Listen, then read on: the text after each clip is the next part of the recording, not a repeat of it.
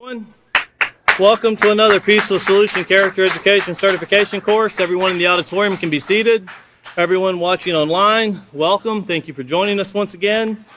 And we're going to be continuing along here in Chapter 4, or Lesson Plan 4, of the role of a parent in the parenting manual. Once again, you should be able to, if you have not already, to download the manual from, if you're watching on Facebook, you can where the rest of our books are at, there in the drop-down menu, you can download this book. It's a PDF searchable text. So you'll be able to search any topic that you're looking for as you go through the book. And it really helps you as a teacher when you're preparing classes and you're getting everything ready to present to your students. Of course, you want to take time to go through the lesson plans, especially in the parenting manual. You know, we've stressed it before.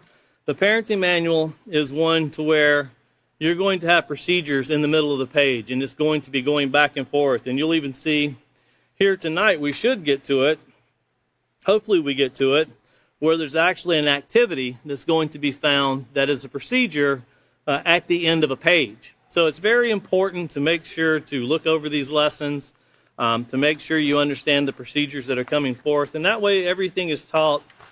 If you go to a class here at Abilene, or if you go to a class in another city or another country, they really should all be taught the same way. We all have the same procedures, the same instructions.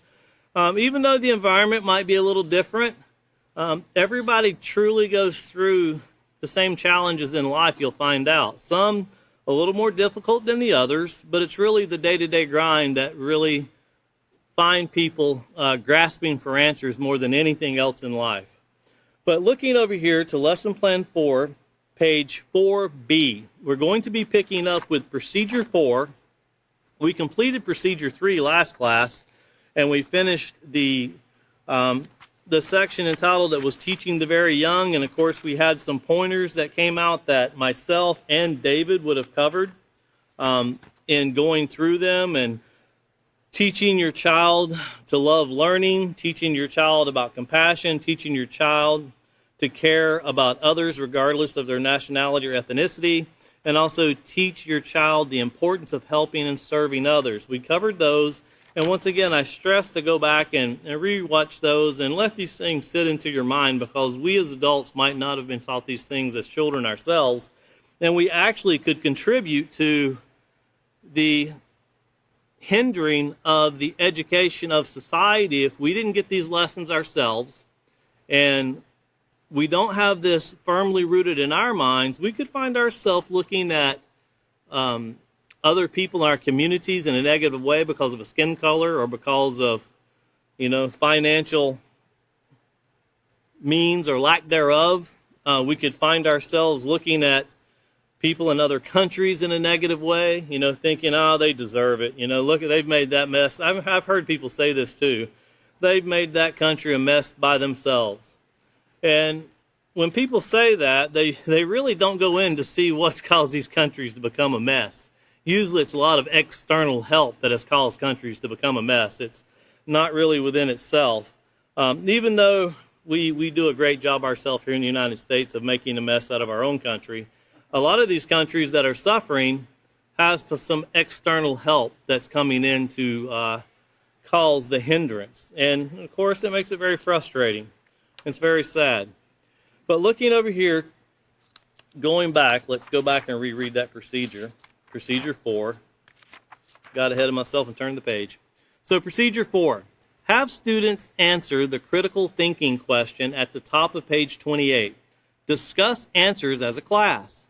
Explain that our character, whether positive or negative, develops as a result of both great and bad experiences and interactions. Now that we know the importance of a moral character, we can guard our children's environment and carefully teach positive character development. Notice once again, carefully, because we're shaping, we're molding, we're developing. And carefully doesn't mean, you have to walk through the house quiet. It means be mindful of what you're allowing in your environment yourself, what you're allowing in the environment, especially your home environment, because that's also going to end up in your child's environment. And be careful where you're sending your children to school. Know your children's school. You should do that. You just don't send them out and, well, that school's great as any. Let me just send them on their way. No, know the children's school. Know what they're teaching. Become familiar with it. Go over, talk to your children about what they go through in school. It's very important that you do that. You can't really, and you see this on the news quite often, where parents are blaming the schools for certain things, and then you start listening to the parent talk about, I can't believe they brought this book up and taught my child. And you listen, some of these parents, that's the only thing they know about what their child was taught. They couldn't tell you anything else that their child is learning in that school because they're not really involved in the child's life. They don't really understand what's going on, the curricula even. They don't even consider themselves with that. But the curricula in the school is going to be, just like what we have here in the Peaceful Solution, that's kind of the stern wheel for the car, so to speak, or the stern for the ship. That's what's going to direct the molding and shaping of the mind, the curricula that is taught. That's why the Peaceful Solution really pushes forth that it is extremely important this be part of everyone's curricula. But here on page 4, the section entitled Critical Thinking, it says, were you taught how to develop a moral character as a child? So you're asking your students in the classroom, and these are either parents or going to be soon parents, or those that are of age that are looking to become parents. They're planning out, which is a very smart thing to do. They're actually getting themselves prepared before they have the child. And notice here it says, explain your answer. So you're not talking to 10, 12, 13-year-olds. You're talking to either young adults or adults. And once again, you really want them to brainstorm where you taught how to develop a moral character as a child, and then have them explain the different ways they were taught how to develop this moral character. If you think back, a lot of us, we can think of things that probably shouldn't have came into our lives, but for the most part, you'll find out that, especially when you get to the older generations, they were a little bit, I won't say as strict, but more modest with how they behaved. They considered things that today's society don't consider, because you have a very vast difference. You could almost say, my parents were born in the 1940s, grew up in the 1950s. And if you compare that to children that are born in the 2020s in the United States, you could almost say that's two completely different countries. Because the technology, just basic television, cable TV, cell phones, social medias, the desire to have mega houses, multiple cars, the price of a car. A price of a car, it's more than the price of a house was in those days. The pay scale on which someone is paid seems to be more, but the cost of living is much more. Back when I remember my grandmother telling us stories, it was very common for just the husband to work and the wife took care of the household. She was a housewife, and she did, when you came home, the food was prepared. Nowadays, usually you come home and everyone's tired and they still prepare food. But there's more work, there's more drive, and it's a totally different atmosphere than it used to be. And the author of The Peaceful Solution, Israel Hawkins, actually goes in and tells a lot of stories in the classes he used to teach about his upbringing and how he helped his father. And, he talks about the flour mill he worked in and how they used to make molasses and the things his mother used to do and how she did it. And she was pretty much a housewife, and she did a lot of work, and just think about doing the laundry. Here today, you just throw it in a washing machine. We make it sound complicated. I did 3 loads of laundry today. Well, that means you put clothes in and you took clothes out. We make it sound really rough, but think about when someone had a washboard getting at it. And there's still people, I've seen that in countries to this day where they're still doing it because washing machines are just not, they're available, they just can't afford them. And the washing machines are extremely different. It's amazing the design of things around our world today. But think about, as a child, what you went through. And discuss what you can remember that helped to develop morality. You know, a lot of that, when I think back into my childhood, summer vacation for a lot of people was they were out when school got out, they went traveling. Summer vacation for us meant we were going to start getting up at 5 o'clock in the morning, stringing green beans, shucking corn, and canning food all summer long. That's pretty much what our summers were. After we got done stringing green beans, and my grandmother bought them by the pickup truck load. And it seemed like that pickup truck load was a tractor trailer load when we were doing it. But by noon, we ate lunch, and then we were able to go outside and play. And that's what we did. But every morning started off every summer stringing green beans and shucking corn. When she did the tomatoes, we didn't have to do that. But when my grandmother passed away when I was 12 years old, we were still eating that food that she worked and canned. We were still eating that food when I was in my early 20s. That's how diligent she was. But when she was growing up, you never took food for granted. And you always raised your own food that you were canning, and she would buy it from local farms. And I think about, the things that were put into us just by giving us chores and requiring us to do it. It wasn't an option. You didn't have the right to say, I don't think I'll be stringing those green beans. You were going to be stringing green beans. That's all there was to it. And to be honest with you, I don't remember ever a time where it was ever in my mindset, my brother or my cousin's mindset, to say, no, we're not going to do it. The thought really never entered our mind. We were just told this is what we were going to be doing, and we went and we did it. It really wasn't, like in today's society where you'll see a child stand up and go, no, you're not going to do that to me. I have rights. Well, okay, remember that when you're hungry and you want something to eat. You have rights. Yeah. Well, sadly, we've created, just like other things we've talked about that has been created, we can create really negative things in our lives too. And we're going to talk about our role as a provider here in a moment. But make sure you have an engaging conversation. Take some time with these things. These parenting classes, you don't have to rush through them, especially if someone comes in, well, I'm 8 months pregnant, and what am I going to do? It's supposed to be here in a month. Well, don't worry. You got plenty of time, You'll learn. We've already covered the parts about the infant. You'll get through that in the month. But make sure not to rush through these things. And once again, when you have people talk about things, the developing a moral character as a child, that's all positive things. You're talking about things that would help you grow up. Make sure to guide and carefully watch over your class and limit the negative things that are brought up. Shouldn't be anything negative brought up in that section.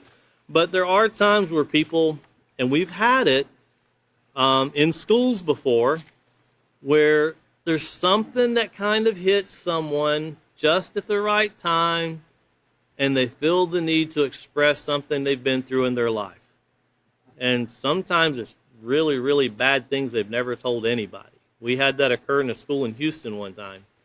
And something the young lady really needed a lot of help with because she had an uncle that was doing something very bad to her. She hadn't told anybody, and it just occurred, and she stood up in the class and said it. Something she should have said in private, but it's kind of hard to know someone's going to stand up and say something like that. And immediately a guidance counselor was gotten, and they started working with her. And your heart kind of goes out to people like that because the things that they're going through.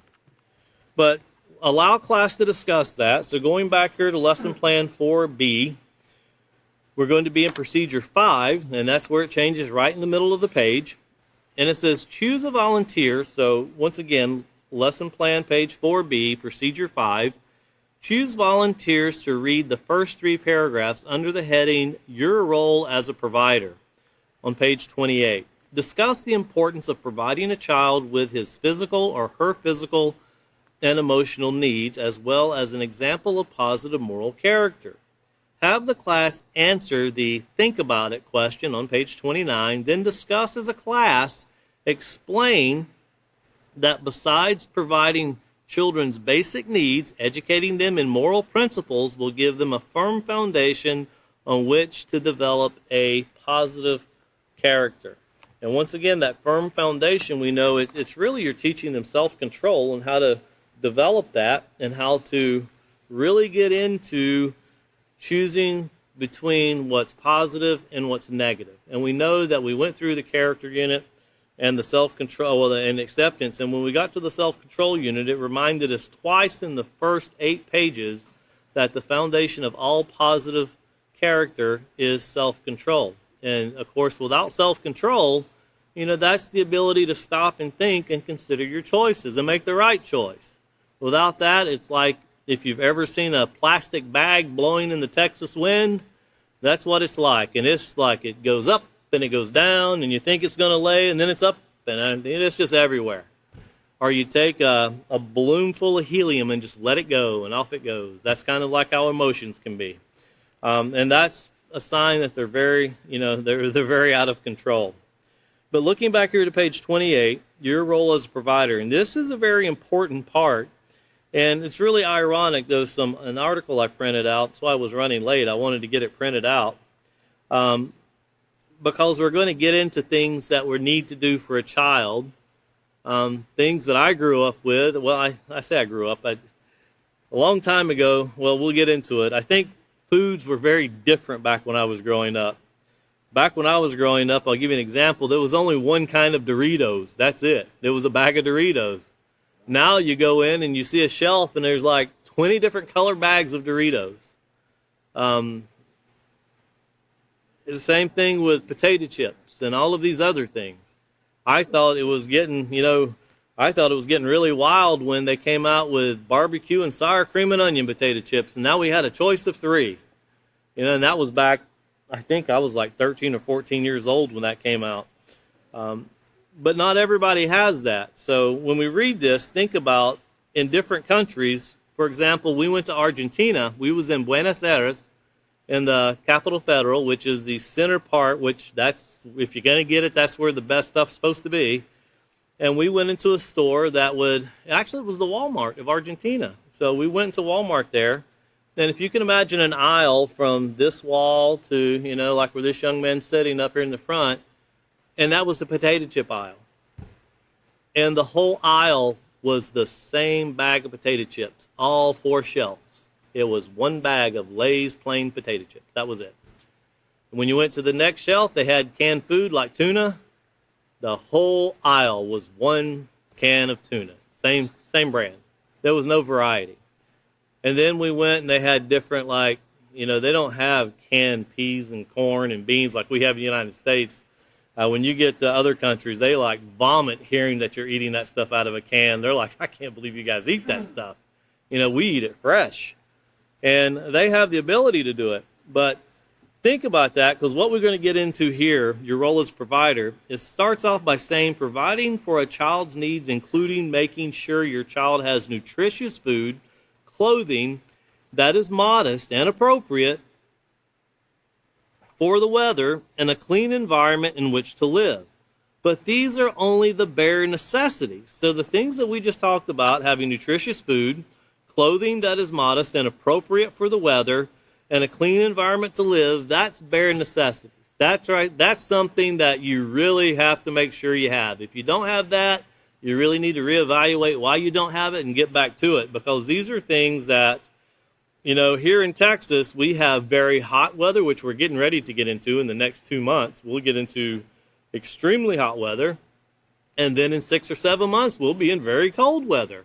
And your child's going to need clothes for both. But, we say need for both. I wear the same pretty much clothes all year around. It doesn't really change for me.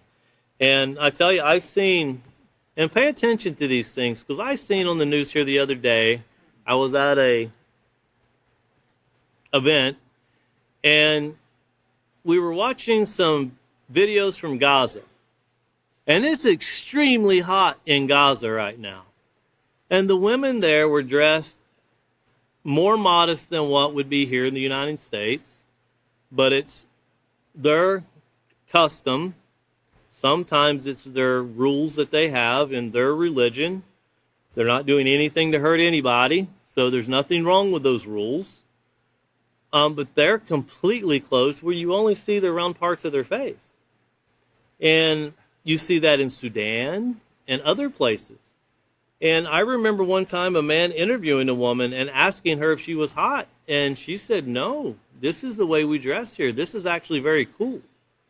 And you would think that, here in the United States, you come and you're blessed to see someone have a shirt on when it's 90 degrees outside.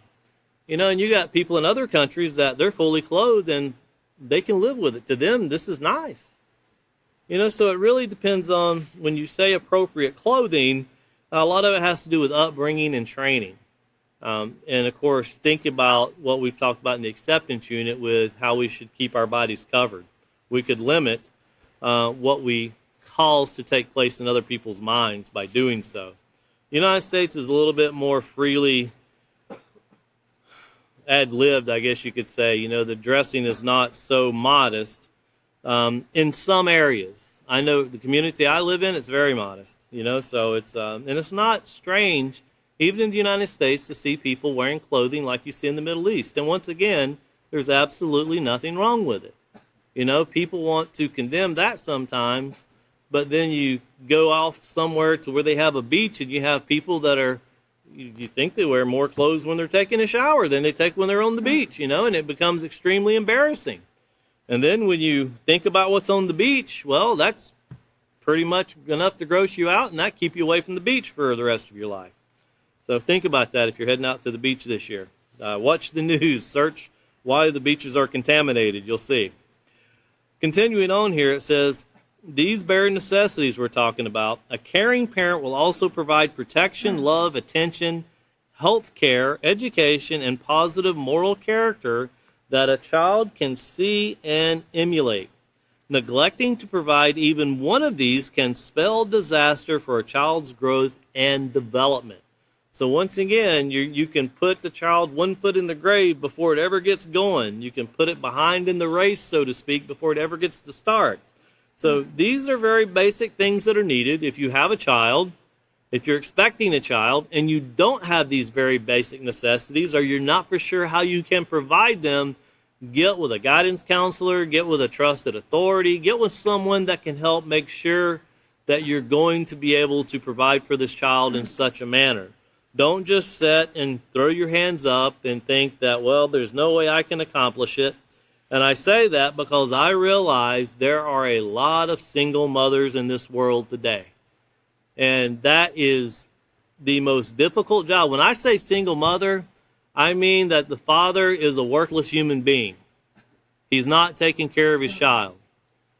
I don't mean that if there's a man who's not always at home because he has a job to do or some other things that need to be done. I'm not talking about a person who's working to care for their family. I'm talking about a man who walks out on their family. That's a worthless human being.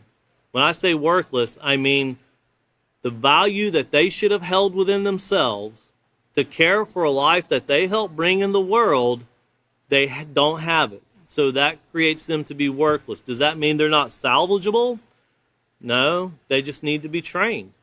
And a lot of men in this world today need to be trained, because when we're reading this right here, I want you to also know, and I know there's a lot of people sitting in the auditorium today that could relate to it. It's not always as we think, leave it to beaver kind of family. Mom and dad and everybody's got a car and everybody's got a nice house and, dad's got a great job and everything just goes hunky-dory. Everything's great. It's not that way. And remember, when you're teaching your classes, I know of a man that teaches a lot of parenting classes. He's one of our best teachers internationally. And he teaches in facilities where he's teaching directly to men. A lot of these men that are the kind of people that walked out on their family, drug addicts and so forth. And those classes are going to make great fathers out of these men. And sadly, there's probably going to be some situations that those men created that they're not going to be able to fix, because once you create that hatred, that emotion between you and the mother of the child, sometimes the best thing you can do is make sure you're sending to help to take care of the child. But the emotional contact and that physical contact, you destroy that. That's extremely hard to rebuild. And you can only imagine a mother that wants the best for her child and she suffered neglect from the father. That can be very difficult to regain trust, because trust must be earned. So think about these things when you go through it. It's not always the ideal household. It's not always the ideal situation. So remember that when you're going through these classes and you're discussing these things, and prepare your minds for these things and the answers that you'll give. Continuing on, it says, it's the role of a parent to prepare a child, and that's both parents, by the way, not just one. It's the role of a parent to prepare a child to learn to do the best of his or her ability. There are certain things one can do to strengthen a child's ability to learn. One way is by selecting a healthy diet. Not only is it important for the mother to eat properly while her baby is developing in the womb, but once the baby is born and growing up, what a child eats affects his learning and ability and character development. Food must supply the necessary nutrients that would include proteins, fats, vegetables, fruits, carbohydrates, and sugars. Also necessary are a variety of vitamins and minerals, although it can be a challenge to make sure our children are receiving a well-balanced diet at all times with diligence. We can make better choices about food and teach our children to do the same. You know, when you think about food, I want to read this to you. This was a bill that was just passed by the Texas legislation here not long ago. I think it was the last week. It's Senate Bill 25, and it's sitting on Governor Greg Abbott's desk right now awaiting his signature. But the article is entitled, Some Popular Food May Soon Require Warning Labels. It says Texas could be among the first states to require warning labels on foods containing artificial dyes and some chemicals. The bill includes an increased physical activity requirement for middle school students and nutrition education for undergraduate students at college and universities. So they're seeing that there's something going wrong here with the health of children because of what's being eaten. Now it says the next time a Texan buys a Mountain Dew or a bag of nacho cheese Doritos, they might find a warning label that it contains ingredients in other countries that say this has ingredients that should not be eaten, or this food is not fit for consumption. Now imagine going to the store, you know, and we can think, well, who is crazy enough to put a food in the store and put that this food is not fit for consumption? Well, it's the same country that puts cigarettes all behind the counter when you go in the store, and it says it'll give you cancer if you use them, but for $8 a pack, we'll sell you one. You know, so and think about that, by the way. And you can look at these. These are the things that they're saying are shown in food. All of these right here, all of these are chemicals they're saying we shouldn't eat that are already in the food. These are just some. And this is scary when you can't go into a grocery store and buy food that you know won't hurt you. You know, they just had a recall on tomatoes, I think yesterday or the day before yesterday, saying they're making people sick. And you always see the spinach and, you know, certain lettuces, whether it be romaine or iceberg lettuce. It's like it never ends. And in the United States, even though you're trying to do your best as a parent, there are some things you can do, and this is something I was taught growing up, and I know a lot of people in here do it. When you buy your food, you know, think about every hand that's touched it and wash it. And I don't mean get your cereal, you know, your breakfast food out of the box and start washing that. But when you buy fruits and vegetables and things like that, make sure you wash them. You know, I know a lot of people that will even soak them in salt water and then scrub them. Not like this takes a lot of time. It's not adding to, you know, a lot of work that you have to do, but it's worth it to avoid getting sick. It's well worth it to avoid getting sick. But think about, you know, when you go into a store and you buy food, if you really think everybody that picked up that apple to look at it and then put it back, they washed their hands, or they didn't sneeze in their hands, or they didn't take a bite out of it, make sure they didn't. You know, there's a lot of people that will go in, they'll taste an apple, put it down, and then they get 3 more. But they don't buy the one they just tasted. They'll put that back. be careful when you're doing this, not only for yourself, but also for your children. And then educate yourself on the healthiness of food.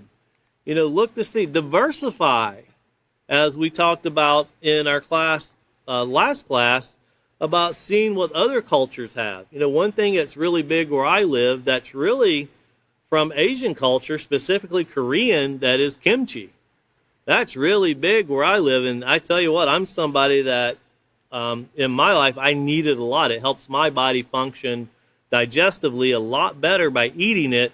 And it just took somebody from Asia that kind of introduced it to a few people, and a lot of people started using it. But there are a lot of things that, that we'll read about here in a second that are really beneficial, but you really wouldn't know it unless you got to meet other people from around the world, because there's a whole lot of things that really are offered on a global scale. So looking over here to page 29, it says, believe it or not, there are certain foods especially beneficial for the brain, yet most children rarely eat them. These include leafy vegetables, fruits, nuts, lean meats, and fish. And fish is something that is a lot easier on the stomach too whenever you're eating something and you're needing protein. Of the leafy greens, spinach and kale rank highest. Also consider brain food are the omega vitamins found in raw butter, cod liver oil, and flaxseed oil.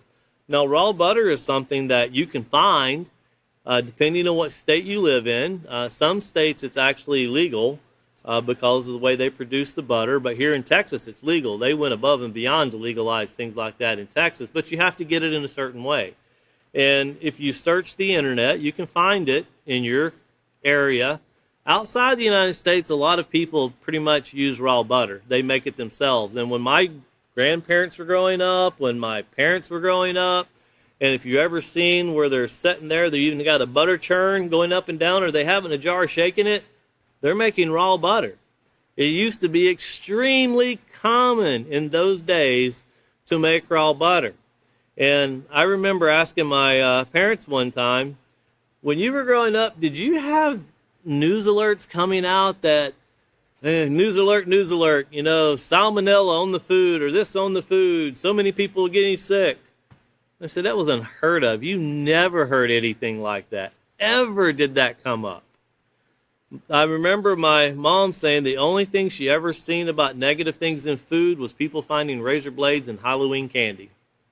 There were people that were putting sharp objects in the candy and handing it out to the children. And you can only imagine what kind of messed up mind that is. So I remember when I was young, I've never been trick-or-treating. I never really found it exciting. Actually, it never was something that even as a child, it wasn't something I had any interest in. But I remember friends that went, and after they went trick-or-treating, their parents would take them to the hospital where they'd x-ray the candy for free. So, you get a little bit of radiation in it too, I guess. I don't know. But you think about that. You take your children out, get all this free candy, and then you take them to the hospital to make sure no one gave them razor blades. And these days, think of the stuff that can be injected into this stuff. Liquid. I mean, it's just endless what takes place these days. And with technology, insanity tends to grow right along with it. But also cod liver oil, and think about it. Look into it. I don't like the strong taste of the all-natural cod liver oil. I'm kind of a wimp. I get the lemon-flavored one that's like a smoothie. That's what I use every day. And, of course, I have my own bottle, so I just shoot it in my mouth. That's how I take it every morning. And it's very healthy, and it helps a lot. And it actually doesn't taste bad. The same thing with flaxseed oil. I think the one I use is strawberry banana flavor. I'm not really man enough, but I also know that you can put this stuff in your food, flaxseed, and it really helps. You can buy organic flaxseed very easily, and it's really beneficial to our digestive systems. Once your digestive system gets out of whack, it can be a challenge to bring it back in, and you'll see all of these things, even in children today. Research it in the news and prepare it when you go to teach a class where you're having children that have digestive systems completely out of whack, and the first thing they want to do is give them PPIs and other things, proton pump inhibitors, to reduce the acid created in the stomach, but you kind of need that acid to digest your food. And when you reduce that acid, the side effects of the medication they give you, if you've never read them, you should read them. You know, you got to pick which organ you want to give up. It's what it feels like. Well, if I don't want all this acid, what organ am I ready to get rid of? And then am I ready for broken bones? Because the side effects are horrendous for these things. And I'm not trying to give you medical advice. I'm just saying be aware of what you're eating, be aware of what you're doing, and be aware of what you're putting in your mouth, no matter what it is. But continuing on, it says here, drinking enough water in a day can also affect learning ability.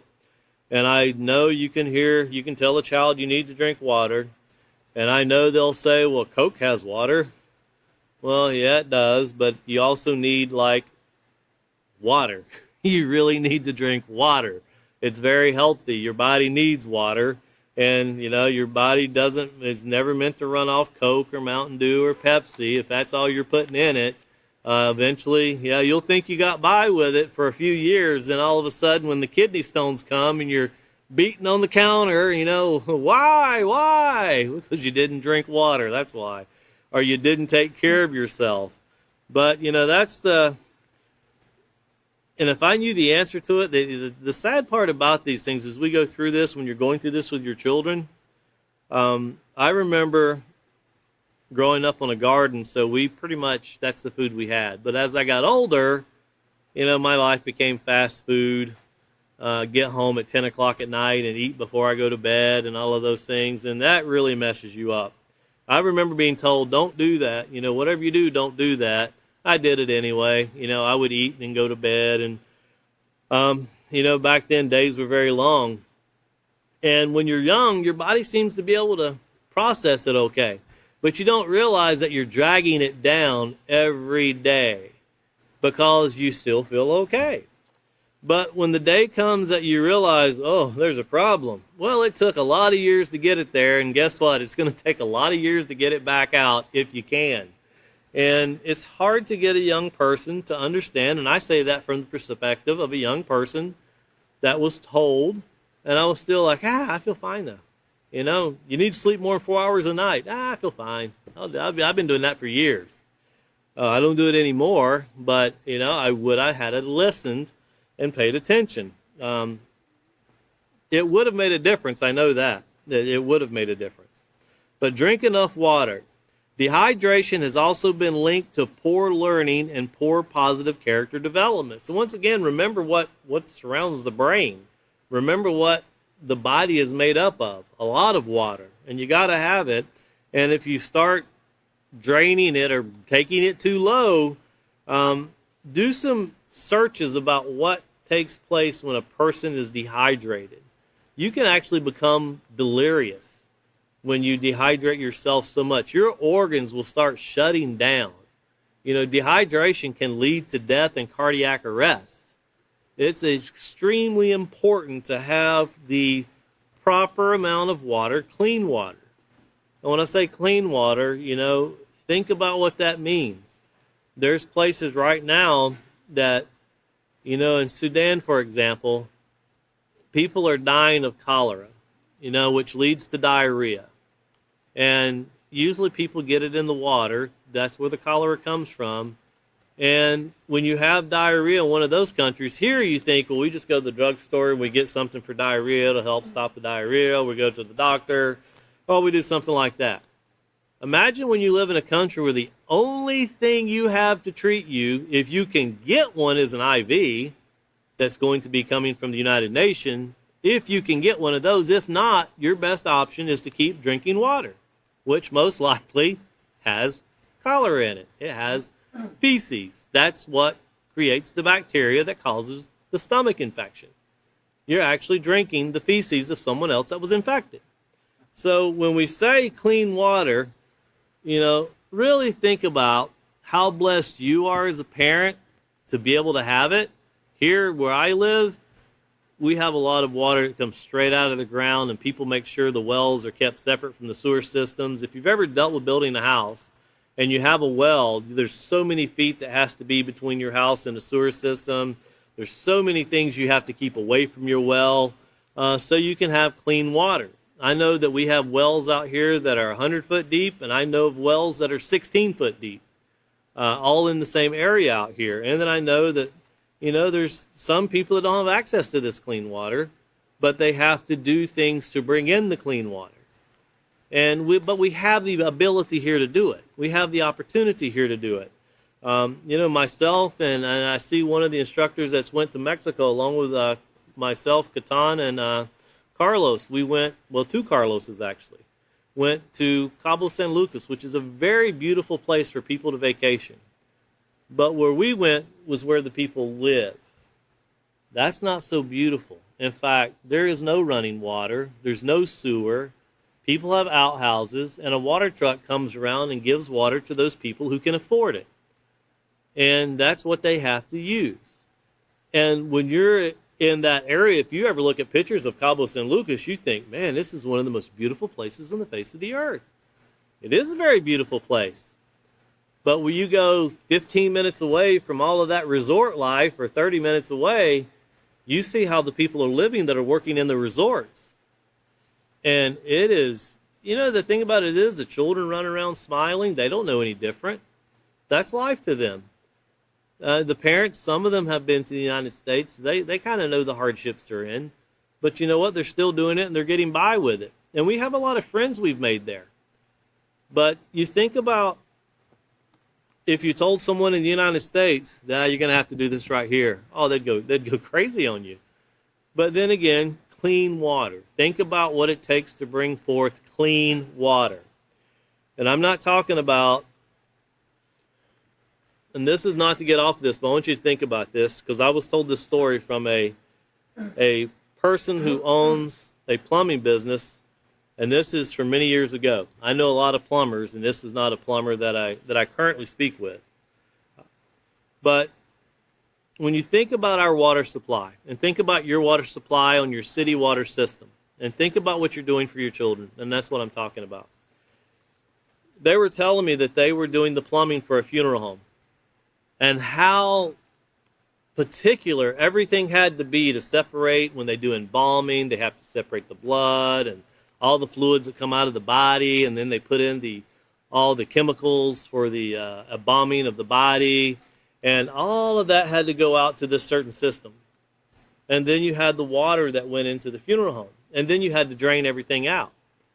And they said the craziest thing was you went through all of these regulations, and imagine here comes the bad water, and here's the sewer, and they said it all ended up in one spout right back down in the same place. And it shot right out to the city treatment plant, or it goes into your lake, and then it goes to the city treatment plant. So all I'm saying is I'm not trying to make you throw up, but think about, what you're putting in your mouth and what you're using. Just consider what you're doing and consider the best thing for your child.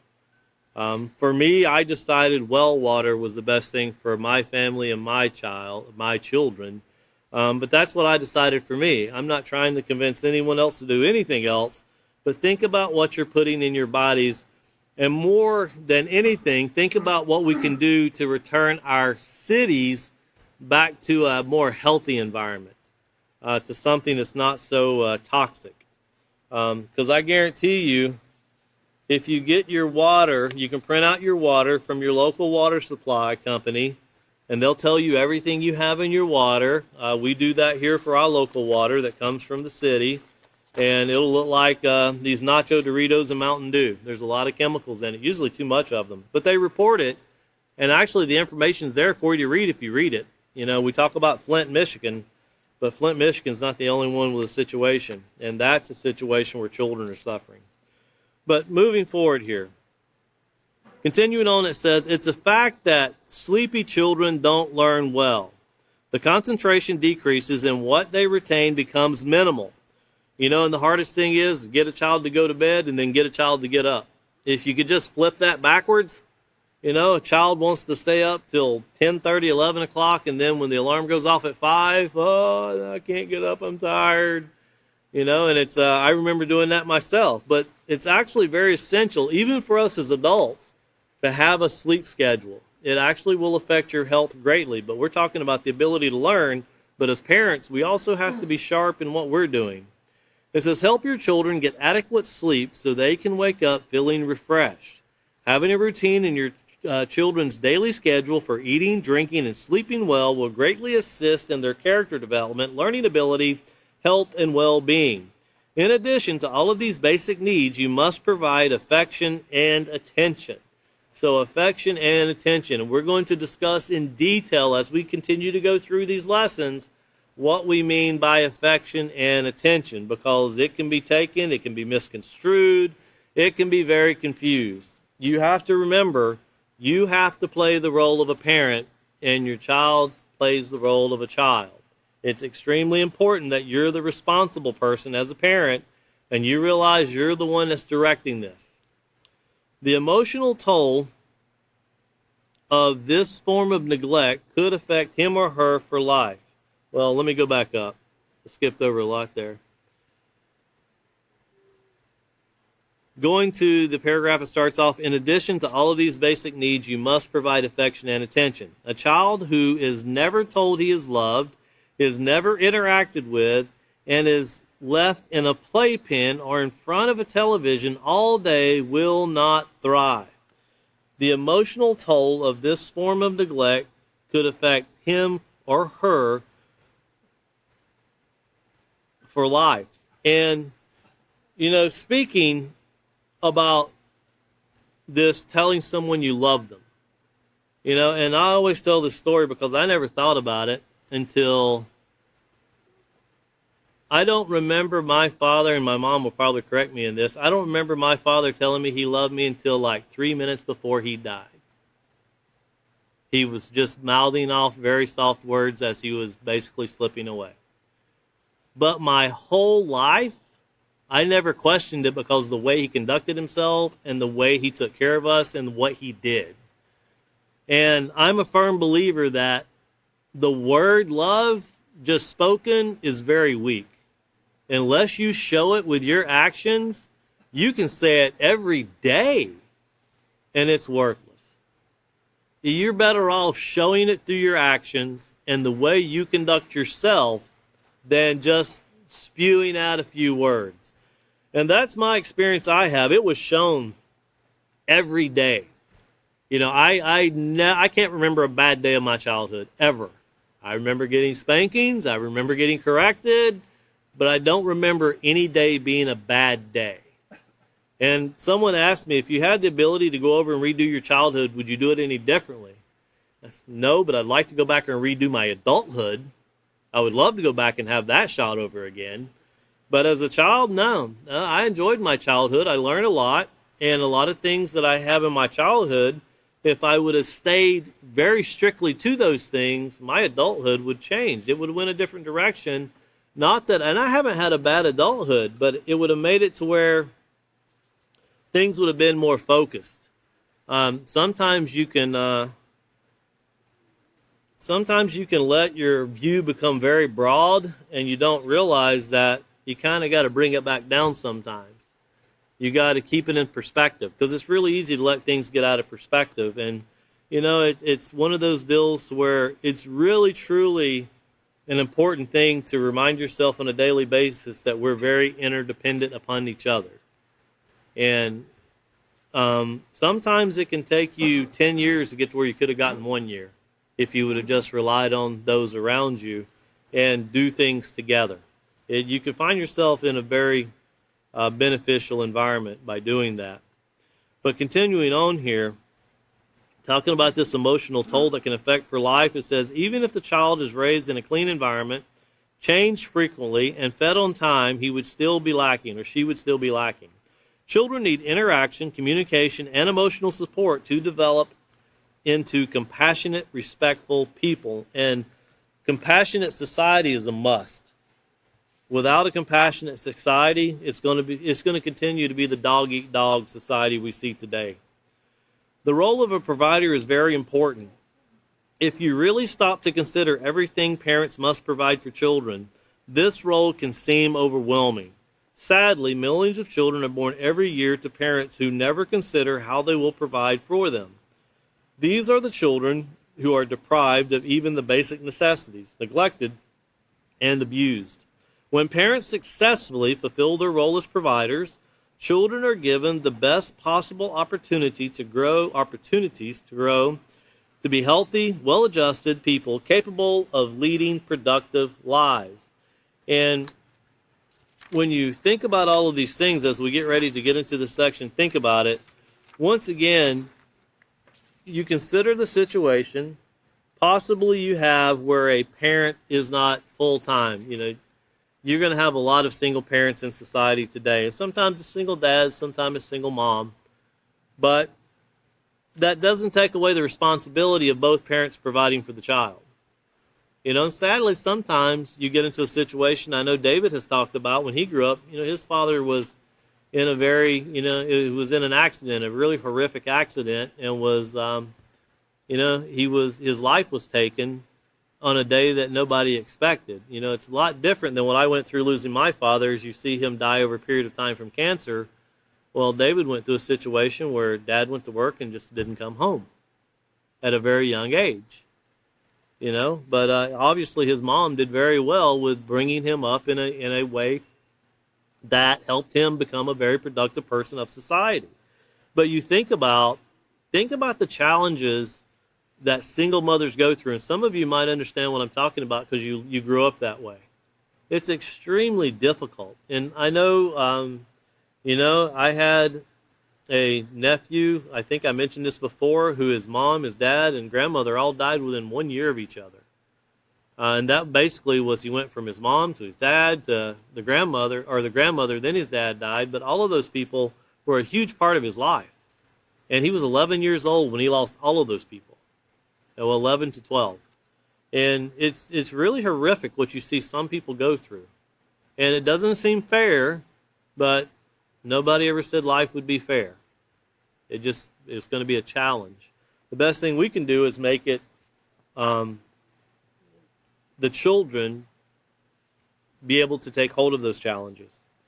Well, here you have the section entitled Think About It. Why does being a great provider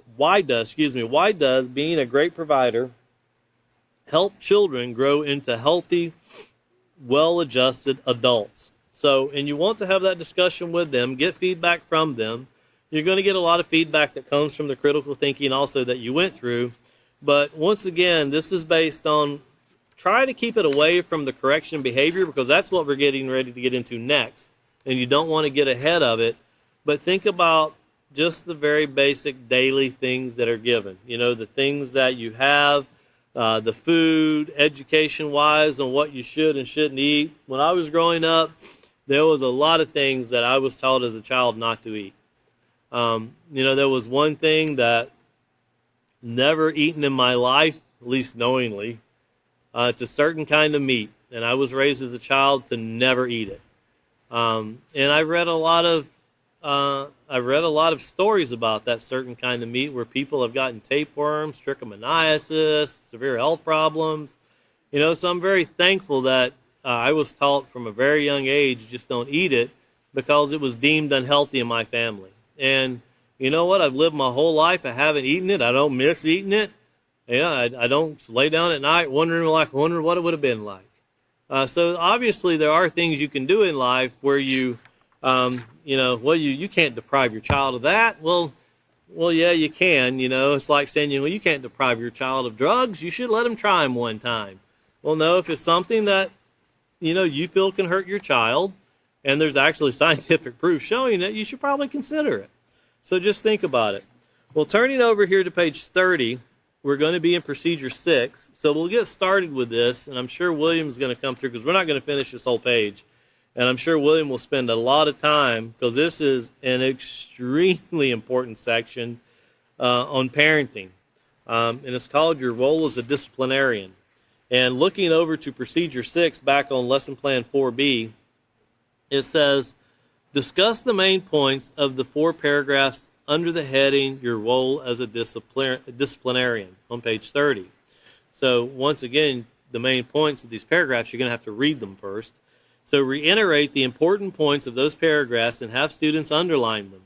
Emphasize that positive discipline provides consistent routine, guidance, and correction. It is ongoing, patient, and compassionate training. For example, instead of aggressively grabbing a child by the arm and shaking him or her, call on him or her with a firm tone of voice and remind him of what proper conduct is. So, make sure you hear that, young men that are in this class and young ladies that are watching. If your parents use a firm tone of voice, that's not a bad thing. I always tell people and now there is a time where someone can use a tone of voice and it's not acceptable. But I heard one student say there's never a time an adult should yell at a child. I said, so if you're walking out in front of a car, you should go, hey, the car. No, you scream to the top of your lungs. And we live in a city here in Abilene to where, sadly, we have a train that goes right down the middle of our city, and every year there's multiple people killed walking across the train tracks because a lot of them have earbuds in, they're playing music, not paying attention, and they walk right onto the train track. And the train's allowed to come through the city of Abilene at 70 miles an hour. And I know there's been at least one killed this year. I think 2 already this year on the train tracks, because it's a common place to walk across. And we used to have an underbridge for pedestrians. You could walk across and go under the bridge, but they filled that in years ago when they closed the school down that used to be there. So, there's a lot of things that you could consider. And, well, you'd think you'd hear a train horn, but no. So there are some times where someone might have to elevate their voice, but it's also what you say that makes a difference too. But here, your role as a disciplinarian. It says, when you think of the word discipline, what comes to mind? Well, to me, when I was growing up, and once again, I still don't remember a bad day in my life, and the way that my grandmother corrected us, she would probably be in jail for it today. But when I was growing up, if you were disobedient, you had to go out and pick your own hickory switches, and you had to pick your pants legs up. And that's what you got. And you didn't wear shorts because it was embarrassing, because your legs looked like a candy cane. But when I was growing up, everybody I knew was corrected the same way. If you did that today, you would be down at the local county jail. I'm almost absolutely sure you would. But you know what? I never got a correction of a spanking that was not very diligently earned, I could say. No one ever did it just on a whim. So going on, it says, do you see someone being harshly corrected or gently trained? There was a lot of training before I got my spankings. I can admit that. I never got a spanking for doing something that I didn't know was wrong. The word discipline has various connotations and can bring out different images in different people. This is because discipline can be done in both positive and negative ways. Now, I want you to think about this as we go through this, because we're getting ready to get into the psychological part of it. In fact, let me read this first, then I'll address it. Negative discipline can result in physical, psychological, and emotional damage. One thing that is a proven scientific fact, the lack of discipline is psychologically damaging a child. Whenever you just let a child go, there are rules, you can keep them, you can break them, do what you want to do. I would never want to go to a classroom where the rules are just thrown out the door, because that takes away from every child's in that classroom's ability to learn. And it's really stilling. It's creating a negative environment. But I've seen situations where people say, no, you don't correct the child. Just let it go. There are times where you teach a child and you give it time for evaluation and you see how well you've done. And then you monitor that, and then you go back and you know where you need to pick up some more. So there are times for evaluations and letting a child, let it choose. Let's see what occurs. But the training doesn't stop, and the correction doesn't stop. And you'll see that as we continue to go through this program. It says the use of physical abuse and name-calling to force a child to behave in a specific way is wrong. And as we get through this, you're going to see, and underline that statement, because you're going to hear a lot of people say this. You should never physically abuse, or name-calling to force a child to behave in a specific way. All of that is correct. Nowhere did it say you shouldn't correct a child, but the way you do it can be wrong.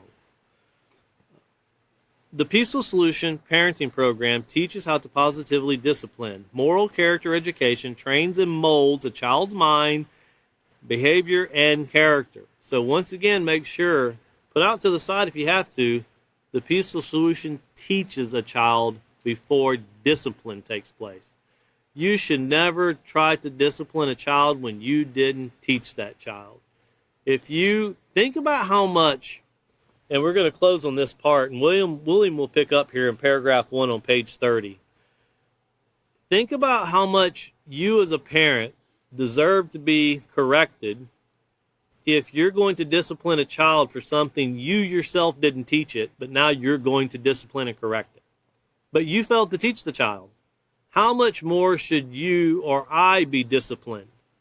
If you're going to spank that child, how much more should you be spanked as an adult? For taking something that you're saying a child fell short in doing, but you or we did not teach the child to properly do ourselves. So once again, we're going to stop right there. We're out of time. William will pick up on page 30 with your role as a disciplinarian. I'm sure he'll go back to the top there because all of this is needed, and it goes along with the next couple pages. And once again, thank you all for joining us. Our next class is going to be on June the 8th at 5:30 p.m. Thank you once again.